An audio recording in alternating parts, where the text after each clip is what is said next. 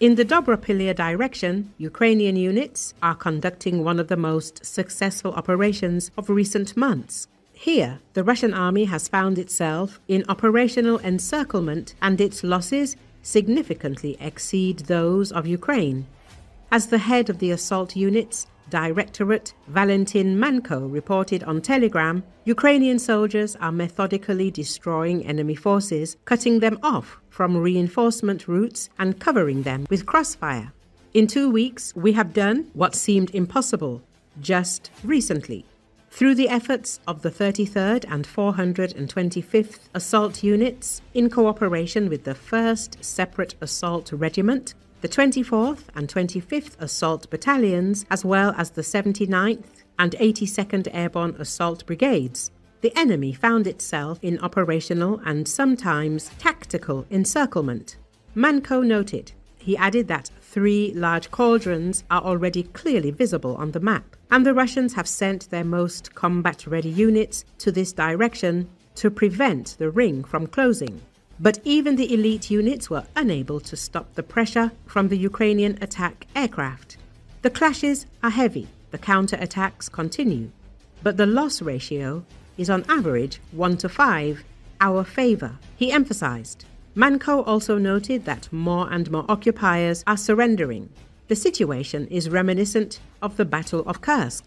The enemy is surrendering weapons en masse, unable to withstand our pressure, the military man emphasized. According to him, the operation is already becoming an example for military science, demonstrating the effectiveness of coordinated actions of several strike groups in a strategically important direction. Recently, Commander-in-Chief of the Ukrainian Armed Forces, Oleksandr Syrsky, notes the effectiveness of Ukrainian units in neutralizing Russian Marines deployed to strengthen offensive operations in the Dobropillia area. According to him, thanks to the coordinated actions of the Ukrainian Armed Forces and the National Guard, Ukrainian troops are not only successfully holding back the enemy's onslaught, but are also gradually regaining control over strategically important areas of the Donetsk region. Syrsky emphasizes that these operations demonstrate a high level of tactical thinking and the ability of Ukrainian forces to adapt to changes in the combat situation. The front line in Ukraine's Donetsk region has been creeping towards Dobropillia for the past 18 months. Located not far from the hotspot of Pokrovsk, this coal mining town has served as a refuge for thousands of displaced people throughout the full-scale war. The town comes under attack daily. Residents said sometimes Moscow's drones fly overhead every 30 minutes. The sound of frequent explosions could be heard in the distance. But until recently, Dobropillia's residents paid them little heed. After 3.5 years of all-out war with Russia, the roar of missiles and buzz of drones has become the norm. Locals carried on with their days as best as they could, sitting with neighbors on park benches outside their apartment buildings, buying groceries at the town's remaining stores, or going for walks with their friends.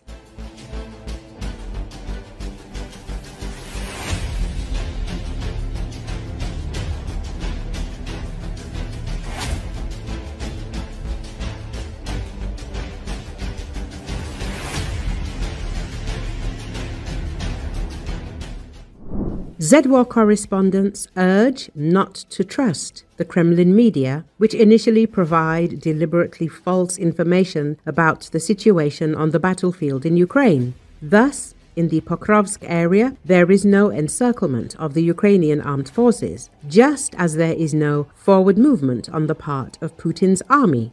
At the same time, in some sections of the front in the Pokrovsk area, the enemy is abandoning its positions under the attacks of the Ukrainian armed forces. Russian war correspondents write that the Ukrainian armed forces are doing well with their reserves.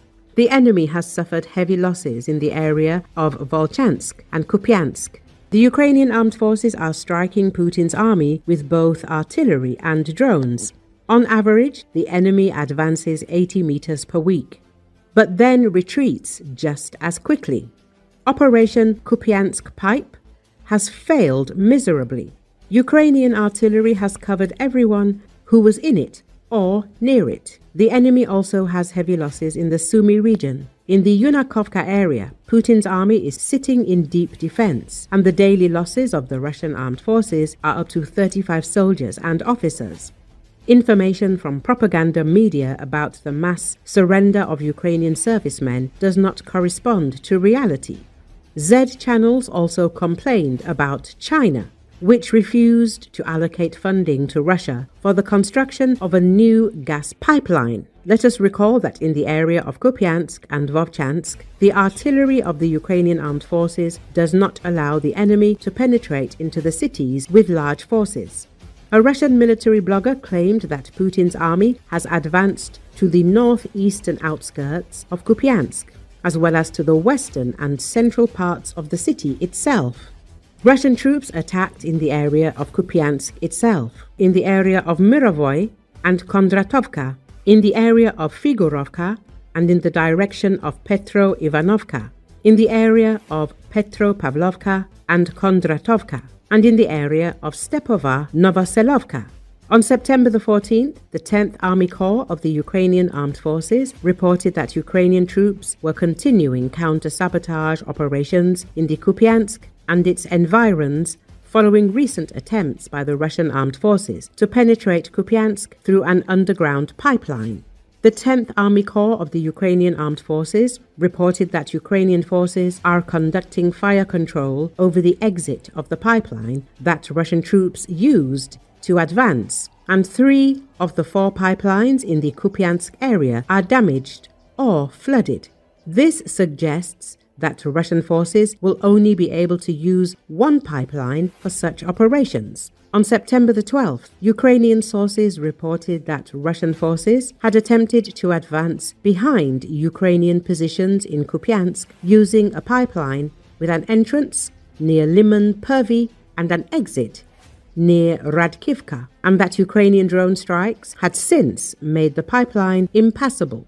Z publics also admit that the Russian armed forces are currently advancing only in the Donetsk and Zaporizhia directions. In the area of Vovchansk and Kupiansk, Putin's army has suffered very heavy losses due to artillery and drones of the Ukrainian armed forces. In these areas, the enemy advances up to 80 meters per week, but then often retreats under the blows of the Ukrainian armed forces.